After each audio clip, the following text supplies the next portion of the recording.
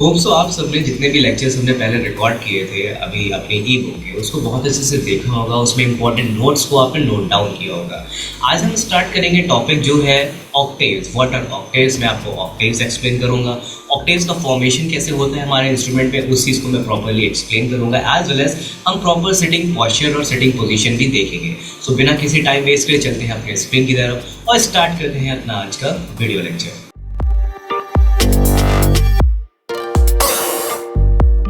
So page number 29 से आज हम स्टार्ट करेंगे। पेज नंबर 28 के लेक्चर्स ऑलरेडी हमारे चैनल पे अपलोडेड हैं। आप उसे फिर से एक बार रिकैप की तरह, रिवीजन की तरह देख सकते हैं।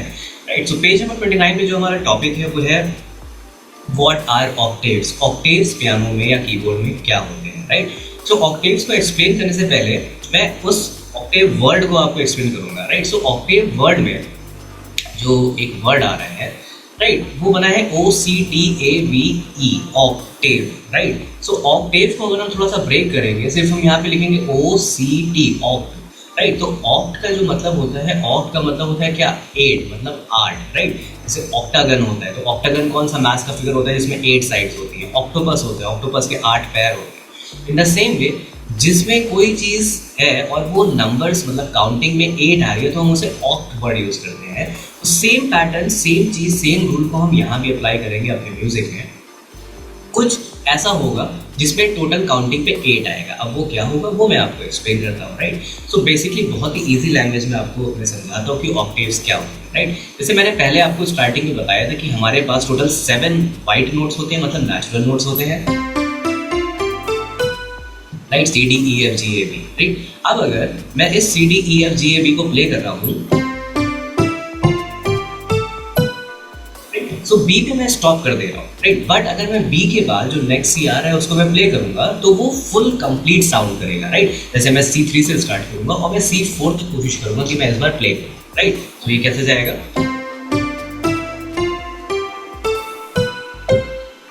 राइट, तो यहाँ पे हमने देखा कि जब हमने B के बाद C को ज्वाइन कर दिया तो एक फुल साउंड आ गया, मतलब एक पूरा जो पूरापन होता है, खालीपन जो था वो खत्म हो गया। अब अगर मैं सेम चीज को C से B तक प्ले करूंगा, मैं C को नहीं प्ले करूंगा, तब देखते कैसे साउंड करता है।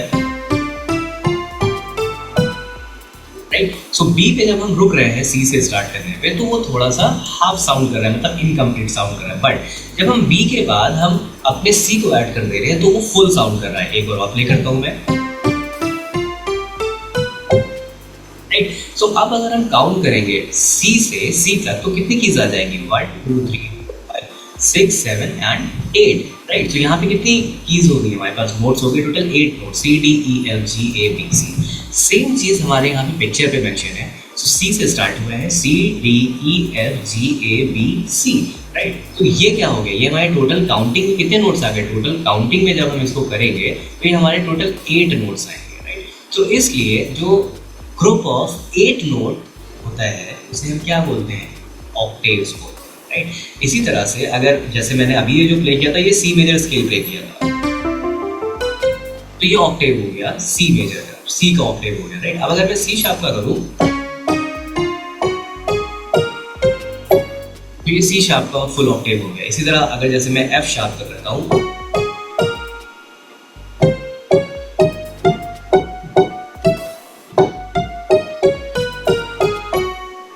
और प्ले करते हैं।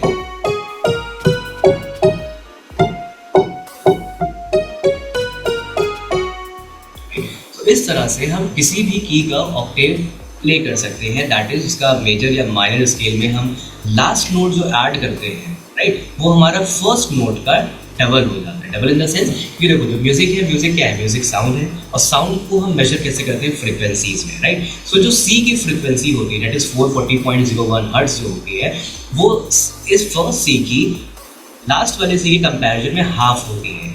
या यूँ कहूँ कि जो लास्ट वाला नोट होता है वो फर्स्ट वाले नोट का डबल होता है। दोनों चीज़ें ही करेक्ट है। राइट, सो बेसिकली हम किसी भी नोट को अगर हम उसके मेजर या माइनर स्केल प्ले कर रहे हैं और टोटल हम 8 नोट्स प्ले कर रहे हैं तो वो हमारा क्या हो जाएगा? वो हमारा ऑक्टेव हो जाएगा। राइट, अब अगर जैसे इस बुक पे मैंने क्या यहाँ पे मेंशन किया वो एक बार लिखते हैं, वो वो हम लोग पढ़ते हैं। Over the several hundred years, the piano has taken to develop. The number of keys has changed dramatically from as little as 32 keys when the piano was first developed. Right? तो जब पियानो का evolution हो रहा था, बन रहा था, तो सबसे पहले जो पियानो थे वो 32 कीज़ के बन रहे थे। फिर धीरे धीरे धीरे वो बड़ा होता गया और उसमें बहुत सारे डेवलपमेंट होते चले गए, मॉडिफिकेशन या चेंजेस होते चले गए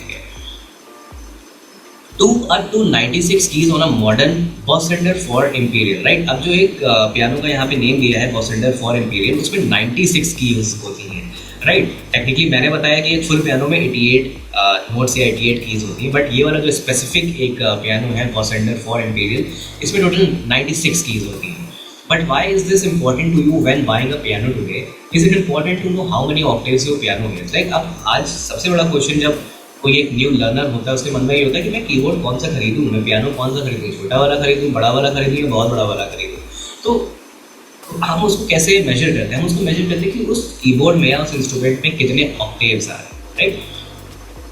But when you are buying your first beginner piano for your kid, you may only want a 61 key keyboard instead of the full 88 key electric piano, right? अब देखो यहाँ पे जो लाइन मैंने मेंशन करी है कि अगर आप स्टार्टिंग में ले रहे हैं, चाहे वो आप छोटे बच्चे के लिए ले रहे हैं, मतलब अपने बेटे के लिए, बेटी के लिए ले रहे हैं, या खुद आप अपने लिए ले रहे हैं एज ए अडल्ट सीखना चाह रहे हैं, तो कोशिश ये करें कि एटलीस्ट आपका जो स्टार्टिंग हो, राइट, वो कितने की कीबोर्ड्स होना चाहिए, वो 61 की के कीबोर्ड्स होना चाहिए इंस्टेड ऑफ 88, राइट। बट अब अगर मैं यहाँ पे एक चीज़ बोलूँगा, अगर आपका मोटिव थोड़ा सा लॉन्ग टर्म है, राइट, आप प्रॉपर अच्छे से ग्रेडिंग्स वगैरह बहुत अच्छे से आपको एडवांस पीसेस तक जाना चाहते हैं, तो मैं सजेस्ट करूँगा कि 61 की बजाय आप सीधा 88 परचेज करें, क्योंकि वो वन टाइम परचेज होगा, राइट, आपके बहुत आगे तक काम आएगा, राइट। बट अगर आप सिर्फ हॉबी पर्पज से परचेज करना चाह रहे हो तो 61 की का कीबोर्ड इज बेस्ट, ठीक। There is no need for 88 keys until you or your child is more advanced। देखा वही बात है, अगर आप एडवांस लेवल तक नहीं जाना चाहते हैं तो 61 की कीबोर्ड बहुत अच्छा है, कोई नहीं सजेस्ट करेगा, इनफैक्ट मैं भी नहीं सजेस्ट करूँगा कि आप 88 की का पियानो या keyboard, right. Those last 12 or so upper keys and 12 lower keys are rarely used except in classical music, right. अब ये जो इन्होंने यहाँ पे हमने स्टेटमेंट मेंशन किया 12 अपर कीज एंड 12 लोअर कीज, मतलब ये जो C1 के बाद वाली कीज होती हैं और इधर ब्लैक एंड वाइट दोनों मिला के, मतलब 7 नेचुरल 5 मिला के 12 ऊपर वाली चलेगी, 12 बेस में।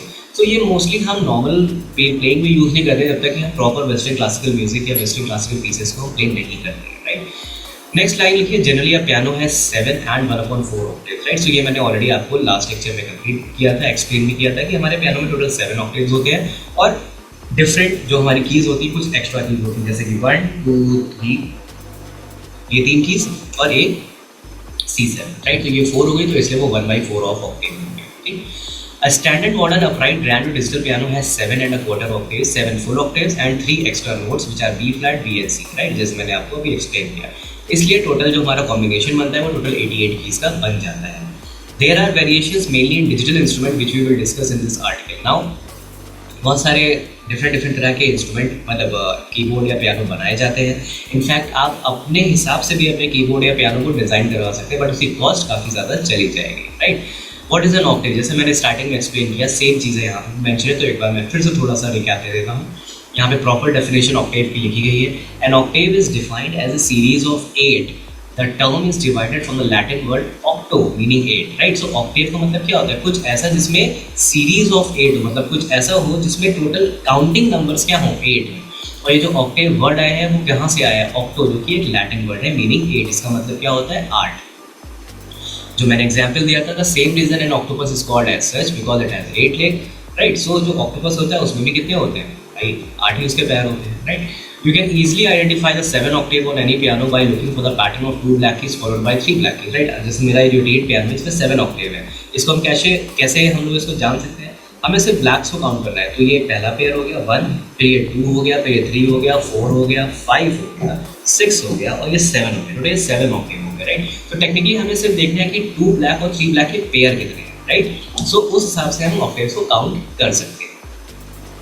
That is where every octave starts and ends. The note C is to the left of the first group of 2 black keys and then it ends on the next C। जैसे मैंने starting में आपको first lecture में बताया कि जो C होता है सबसे इंपॉर्टेंट की होता है, जो C होता है वो जो 2 ब्लैक वाला पेयर होता है उसके लेफ्ट साइड में होता है, और जब एंडिंग करते हैं तो हम लास्ट में भी C से ही कर देते हैं ऑक्टेव कंप्लीट करने के लिए। Every beginning piano lesson starts with that discovery, ठीक है। यहाँ पे भी वही सेम चीज़ है, जब भी कोई पियानो या कीबोर्ड सीखना स्टार्ट करता है सबसे पहले उसे क्या बताया जाता है? सबसे पहले उसे बताया जाता है कि C कहाँ पे होता है, C को कैसे फाइंड किया जाता है। The word octave can refer to 2 different things in music। ठीक, अब ऑक्टेव दो तरह से हम म्यूजिक में यूज करते हैं, राइट। एक है इंटरवल और एक है स्केल, राइट। तो इंटरवल क्या होता है, स्केल क्या होता है, ये हम आगे आपको एक्सप्लेन करेंगे, बट अभी के लिए आपको ध्यान रखना है कि ऑक्टेव्स हम म्यूजिक में दो पार्ट में यूज करते हैं, एक होता है इंटरवल और एक होता है scale. And octave scale is a series of, अब ऑक्टेव स्केल क्या होता है, वो होता है नोट्स की सीरीज। जैसे अभी हमने सी मेजर का सी मेजर स्केल प्ले किया था, तो उसमें series of C major scale notes है। जैसे इन द सेम वे जब मैंने C sharp major scale play किया था, तो उसमें सी शार्प मेजर स्केल की सीरीज के नोट्स थे, राइट। सो यही सेम चीज यहाँ पे मेंशन है, and octave scale is a series of notes interacting through the 7 notes of any particular scale until you arrive on the note you started on but 1 octave higher। ठीक, हम Octave उससे बोलते हैं जब हम किसी भी एक पर्टिकुलर नोट का स्केल प्ले करते हैं, मेजर या माइनर कुछ भी हो सकता है, एक वो सीरीज बन जाती है और उसका जो फर्स्ट नोट होता है और जो लास्ट नोट होता है वो क्या होता है, वो एक ऑक्टेव हाइयर होता है। जैसे कि अगर मैं एफ शार्प 3 का प्ले करूँगा तो वो मैं एफ शार्प 3 से स्टार्ट करूँगा, वो एफ शार्प 4 पे जाके खत्म होगा। जैसे मैं अगर प्ले करूँ, राइट। सो इस तरह से एफ शार्प 3 से हमने स्टार्ट किया और एफ शार्प 4 पे वो जाके फिनिश हो गया। सेम चीज़ यहाँ पे हमने यहाँ पे मेंशन किया, जैसे अगर जी मेजर स्केल प्ले करते हैं तो वो G3 से हम स्टार्ट करेंगे और G4 पे जाके वो खत्म हो जाएगा, राइट। अगर जैसे मैं प्ले करता हूँ, यहाँ पे जो नोट्स वो मेंशन है,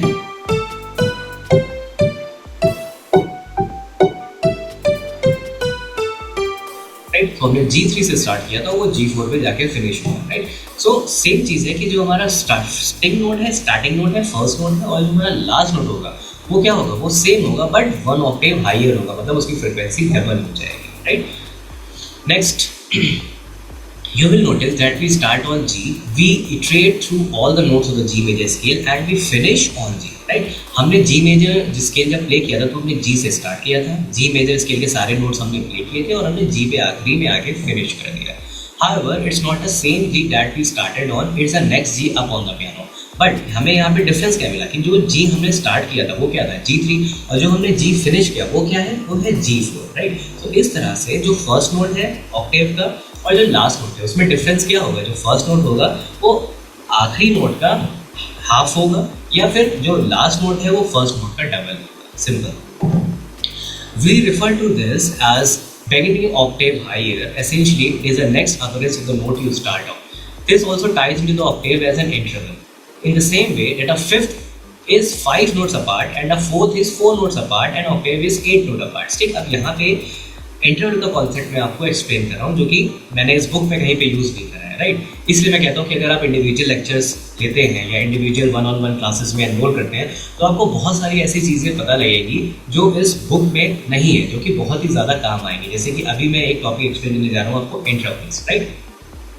सो मैंने स्टार्टिंग में अभी यहाँ पे बताया था ये चीज़ कि जो ऑक्टेव है वो हम किस लिए यूज़ करते हैं, इंटरवल के लिए और स्केल के लिए। तो मैंने स्केल आपको अभी एक्सप्लेन किया एंड ऑक्टेव स्केल। अब मैं एक्सप्लेन करता हूँ इंटरवल स्केल क्या, इंटरवल ऑक्टेव क्या होता है, राइट। अब जैसे मेरा स्टार्टिंग नोट है सी, राइट, और जब सी मेजर स्केल में प्ले करूंगा, या मैं चलो जी का एग्जाम्पल लेता हूँ क्योंकि यहाँ पे on the screen G major already दिख रहा है, राइट।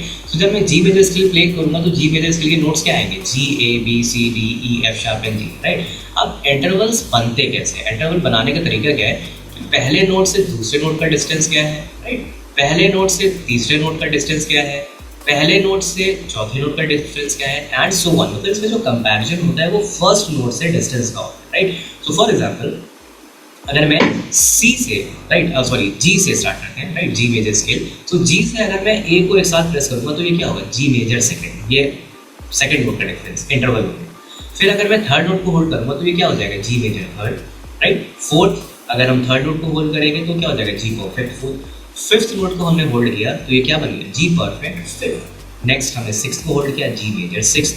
फिर हमने सेवन्थ नोट को होल्ड किया, जी मेजर सेवन्थ। और लास्ट में जब हम होल्ड करेंगे तो क्या बन जाएगा, जी ऑक्टेव, राइट। सो इसलिए ये क्या होगा, ये हो गया इंटरवल्स, राइट। इंटरवल्स का जो डिस्टेंस होता है या जो काउंटिंग होती है या जो स्टार्टिंग होती है, मेजरमेंट होता है, वो कहाँ से होता है, हमारे स्केल के स्टार्टिंग नोट से होता है, राइट। सो इस तरह से हम इंटरवल्स को अपने ऑक्टेव्स में डिफाइन करते हैं, राइट। एक बार और बता देता हूँ, फर्स्ट से सेकंड नोट का जो डिस्टेंस है जी मेजर सेकंड, फिर आपका मेजर थर्ड बनेगा, फिर आपका परफेक्ट फोर्थ बनेगा, परफेक्ट फिफ्थ बनेगा, फिर आपका मेजर सिक्स्थ बनेगा, फिर आपका मेजर सेवन्थ बनेगा और लास्ट नोट पे आपका ऑक्टेव बन जाएगा।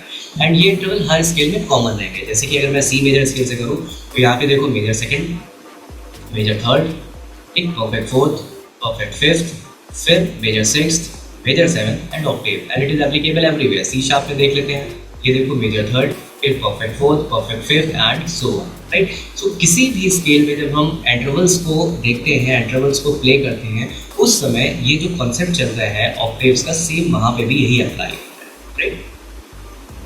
On a modern piano the very bottom note is a, right. अगर हम, जैसे मेरा ये पियानो जो है वो मॉडर्न पियानो है, तो अगर सबसे पहला नोट मैं अपने पियानो पे देखता हूँ वो तो क्या है, वो है ए, दैट इज माइनस में ऑक्टेव है, हम अभी वैल्यू इग्नोर करते हैं, बट जो नेम है नोट का वो क्या है, वो है A, right. There are 7 more edge on the piano. अब अगर हम इस ए को हटा के और ए की बात करें तो 1 2 3 4 5 6 7, टोटल 7 एज हमारे पास, ठीक। There are 7 more A's on the piano, making for a total of 7 A octaves, right? तो हमारे पास टोटल 7 octaves हैं A के। Older piano finished here and just had 7 octaves. Modern pianos have an extra 3 notes which are B flat, B and a C, right? जैसे मैंने बोला कि आपके पास A है, फिर आपके पास A sharp या B flat है और आपके पास फिर ये B आ जाएगा, ठीक। और इसके साथ आपका जो फर्स्ट स्टार्टिंग नोट है हमारे पियानो का वो C0 होगा, राइट। तो इसलिए हमारे पास 88 पे 7 ऑक्टेव्स होते हैं और प्लस 3 ये एक्स्ट्रा नोट होते हैं, ए शार्प जिसे हमें बी फ्लैट भी बोलते हैं और बी। इन दोनों का जो, इन तीनों का आई मीन जो वैल्यू होता है वो क्या होता है, माइनस में होता है, -1 एंड -1, राइट। अब बात करते हैं कि प्रॉपर एक जो आइडियल पोजीशन होती है आपके इंस्ट्रूमेंट के सामने बैठने की, वो क्या होती है, ठीक। हम अपने इंस्ट्रूमेंट के सामने दो पोजीशन से बैठते हैं, या तो जैसे मैं अभी बैठा हूँ अपने इंस्ट्रूमेंट के सामने, ठीक। तो ये पोजीशन क्या है, ये पोजीशन है रेस्ट पोजीशन। इस पोजीशन में मैं अपने इंस्ट्रूमेंट पे कोई चीज़ प्ले नहीं कर रहा हूँ, सिर्फ बैठा हूँ, बात कर रहा हूँ, एक्सप्लेन कर रहा हूँ या प्ले करने के लिए रेडी हो रहा हूँ। फिर एक पोजीशन होती है जब मैं अपने इंस्ट्रूमेंट पे प्ले करूँगा, राइट। तो सिर्फ हमारे इंस्ट्रूमेंट पे दो ही पोजीशंस आती हैं, एक होती है रेडी पोजीशन या प्लेइंग पोजीशन जब आप प्ले कर रहे हैं, एक होती है रेस्ट पोजीशन या पॉज पोजीशन जब आप सिर्फ रेस्ट कर रहे हैं, कुछ प्ले नहीं कर रहे हैं, राइट। सो दोनों पोजीशंस को हम कैसे अचीव करते हैं ये हम देखेंगे, राइट। सो जैसे फर्स्ट पिक्चर में ये दिख रहा है, ये रेडी पोजीशन है। अब इस पोजीशन को हम अचीव कैसे करेंगे ये मैं आपको एक्सप्लेन करता हूँ, राइट। सो इसको मैं एक्सप्लेन नहीं करूँगा ये वाली चीज़, क्योंकि ये सारी चीज़ें मैं पिक्चर्स के थ्रू आपको एक्सप्लेन कर देता हूँ। जो पिक्चर्स के थ्रू मैं आपको एक्सप्लेन करूँगा वही सेम चीज़ यहाँ पे लिखी हुई है, ठीक। सो अब मैं बात करता हूँ फर्स्ट में। सो यहाँ पे लिखा हुआ है, सिंपल सा पिक्चर यहाँ पे दिया हुआ है, the path to perfect posture. अब आपको मैं वो रास्ता बताऊंगा जिससे आप अपनी जो सेटिंग पोजीशन है वो प्रॉपरली अचीव कर सकें। तो सबसे पहली चीज़, जो भी आप सेटिंग चीज़ यूज़ कर रहे हैं, चाहे वो स्टूल हो चाहे वो चेयर हो, वो अगर एडजस्टेबल होगी तो बहुत ही अच्छी बात है, मतलब 110% बहुत ही अच्छी बात रहेगी। अगर वो एडजस्टेबल है, आप उसकी हाइट को इंक्रीज और डिक्रीज कर सकते हैं। जैसे मेरी जो चेयर है ये भी एडजस्टेबल हाइट की है, ठीक। इन द सेम वे अगर आपके पास एडजस्टेबल नहीं है तो आप अपने स्टूल को या चेयर को एक प्रॉपर अलाइंड हाइट पे रखें। अब वो हाइट क्या होनी चाहिए वो मैं अभी आगे एक्सप्लेन कर देता हूँ, राइट। तो कोशिश करें कि आपका जो सेटिंग वाला इक्विपमेंट है, राइट, वो एडजस्टेबल हाइट का हो तो बहुत ही अच्छी बात है। क्योंकि अगर आप 1 आवर 30 मिनट्स बैठ के प्ले करेंगे ना और प्रॉपर पोजिशनिंग नहीं है आपकी, तो आपका ये बैकबोन होगा, ये नेक होगा, ये जो फिंगर्स होंगे ये पेन करने लगेंगे जब आप लंबे टाइम तक इसे प्ले करें, राइट। अब बात करते हैं करेक्ट हाइट क्या होती है, कि हम किस हाइट पे बैठना चाहते हैं या बैठेंगे, राइट। देखो बहुत ही सिंपल सी बात है, जो भी आपका ये कीबोर्ड है, राइट, जैसे कि ये जो हमारा कीबोर्ड है, जिसे मैं कीबोर्ड बोलता हूँ, जहाँ पे हम हाथ रखते हैं, ये मैं कीबोर्ड बोलता हूँ इसे, या कीबोर्ड भी बोल सकते हैं, राइट। तो टेक्निकली अगर ये जो कीबोर्ड है इसके स्ट्रेट में आपका ये कमर होनी चाहिए, राइट। सो आपके जो कमर है या जो हिप्स हैं वो आपके स्ट्रेट अलाइन होने चाहिए 180 डिग्री में, और आपका ये जो हाथ है आप देखो ना, ये एल्बो, ये 90 डिग्री का एंगल फॉर्म करना चाहिए। 90 डिग्री का मतलब होता है राइट एंगल, राइट। तो सिंपल सी चीज़ है कि आपके जो दोनों हाथ है, राइट एंड लेफ्ट, ये 90 डिग्री फॉर्म करें, और कोशिश करें जो आपका ये जो हाथ है ना वो हमेशा कीबोर्ड के, आप देखो वो ऊपर से आए हैं, ये नहीं है कि वो नीचे से गया। ये क्या है, हमारे जो हाथ है वो कीबोर्ड के ऊपर है, राइट। तो इस तरह से हम अपनी हाइट को डिसाइड करते हैं कि आपका जो हाइट है वो कीबोर्ड के ऊपर होना चाहिए। जैसे अभी जो मैं बैठा हूँ वो मैं नीचे की तरफ बैठा हूँ, मतलब क्योंकि मुझे एक्सप्लेन करना था। बट जब मैं रेडी पोजीशन पे होऊंगा, सिटिंग पोजीशन पे होऊंगा, तब मेरी हाइट ये होगी, क्योंकि अब मेरे हाथ मेरे इंस्ट्रूमेंट के ऊपर से आ रहे हैं और मेरा हाथ जो है दोनों वो 90 डिग्री का एंगल फॉर्म करेंगे, राइट। तो सबसे पहली चीज़ है कि हमारी जो सिटिंग पोजीशन है वो 90 डिग्री पे होनी चाहिए, राइट। जो हमारे दोनों हाथ हैं वो 90 डिग्री पे होने चाहिए, एज वेल एज जो हमारे हाथ हैं वो हमेशा कीबोर्ड के ऊपर से आने चाहिए, राइट। नेक्स्ट बात करते हैं, राइट। अब बात करते हैं playing position and ready position. तो ये जो पोजीशन है ये आपकी रेस्ट पोजीशन है, मतलब आप प्ले करने के लिए रेडी होने जा रहे हैं, बट अभी आपने प्ले नहीं किया, ठीक। अब जब आप प्ले करने जाएंगे, मतलब प्ले करने के लिए स्टार्ट करेंगे, अपने इंस्ट्रूमेंट में कुछ भी प्ले करेंगे, तो इसको हम बोलेंगे रेडी पोजीशन। अब रेडी पोजीशन के लिए होगा कि आपको अपना जो बॉडी है थोड़ा सा आगे की तरफ, बहुत ही थोड़ा सा आगे की तरफ आपको झुकाना होगा, बहुत ही थोड़ा सा अगर बात करो, ये नहीं कि पूरा झुका है। इट शुड बी लाइक कि हाँ आप रेडी हैं, और आपके जो हाथ हैं वो दोनों कैसे हो गए, वो एक कैट पॉ, मतलब जैसे बिल्ली का पंजा होता है, इसे हम बोलते हैं, इस पोजीशन को हम बोलते हैं कैट पॉ पोजीशन, PAW पॉ, राइट। सो ये हमारी पोजीशन कैट पॉ पोजीशन वो कहलाई जाती है, जो ये हमारे हाथों की होती है, राइट। सो ये भी देखो अभी भी यहाँ पे 90 डिग्री का एंगल फॉर्म हो रहा है, और यहाँ पे भी हमारे जो हाथ है वो कीबोर्ड के ऊपर से आ रहे हैं, ना कि कीबोर्ड के नीचे से आ रहे हैं, राइट। तो ये प्लेइंग पोजीशन है।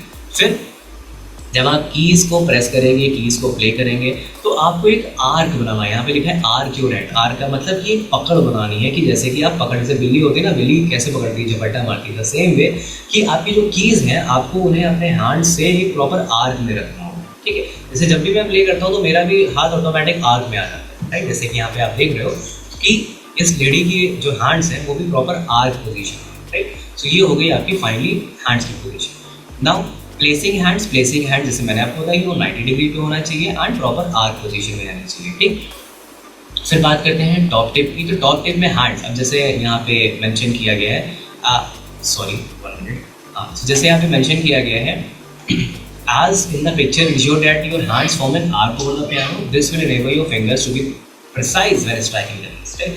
अगर हम आर्क फॉर्म नहीं करेंगे अपने इंस्ट्रूमेंट पे प्ले करते टाइम, तो हो सकता है हम गलत नोट को प्रेस करते हैं। जैसे हमें यहाँ पे F प्रेस करना था तो हमने F शार्प को प्ले कर दिया, या कोई और की press. Sit far enough forward on your seat that you can move your hips, but not so far forward that you are falling, right? हमें बहुत ज़्यादा पास भी नहीं बैठना है अपने इंस्ट्रूमेंट के, बहुत ज़्यादा दूर भी नहीं बैठना है। हमें इतना बैठना है कि हम जब चाहे थोड़ा सा आगे अपने आप को मूव कर लें, जब चाहे थोड़ा सा पीछे मूव कर लें, बट हमारे हिप्स, मतलब हमारी जो बॉडी है सिर्फ वो मूव करे, ना कि जो स्टूल या चेयर आप बैठो वो मूव करे, राइट। नेक्स्ट सिटिंग पोजीशन मैंने आपको एक्सप्लेन कर दिया। चेयर अगर आपकी एडजस्टेबल है या स्टूल आपका एडजस्टेबल तो बहुत ही अच्छी बात है, राइट। अगर आपका एडजस्टेबल नहीं है तो आप उसे प्रॉपर हाइट पे एडजस्ट कर लें। हाइट कैसे डिसाइड होगी वो भी मैंने आपको फर्स्ट पिक्चर के थ्रू एक्सप्लेन किया था, राइट। हाइट ऐसे डिसाइड होगी कि आपके जो हाथ हैं वो 90 डिग्री पे फॉर्म करें, स्ट्रेट आ जाए, और आपका जो हाथ है हमेशा ऊपर से है। फिर आपका ये जो हिप या कमर जाएगी वो एकदम अलाइन होनी चाहिए कीबोर्ड की, राइट। चैप्टर 1 का जो लास्ट पेज है, पेज नंबर 35, उसमें फिंगर नंबर्स मेंशन है, जो मैंने ऑलरेडी एक्सप्लेन किया था। टेक्निकली एक बार और एक्सप्लेन कर देता हूँ, राइट। दोनों हाथों के लिए अगर हम लोग बात करते हैं तो हमारा जो थंब होता है वो क्या होता है, वो फिंगर नंबर 1 होता है, राइट। फिर जो इंडेक्स फिंगर होती है फिंगर नंबर 2 होती है। फिर जो मिडिल फिंगर होती है फिंगर नंबर 3 होती है। रिंग फिंगर फिंगर नंबर 4 होती है, और last pinky finger finger number 5 होती है, राइट। तो ये हो गया थंब, फिर ये हो गया इंडेक्स, फिर ये हो गया मिडिल, फिर ये हो गया रिंग फिंगर 4, और फिर ये हो गया फिंगर नंबर 5। इस तरह से हमारी फिंगर नंबर्स होती हैं, और यही सेम फिंगर नंबर्स हम हर बार फॉलो करते हैं, राइट। तो आज के लेक्चर में हम इतने ही रखते हैं, मिलते हैं नेक्स्ट लेक्चर में चैप्टर नंबर 2 के साथ। Till then bye, signing off. For more details, visit www.88studiolko.com.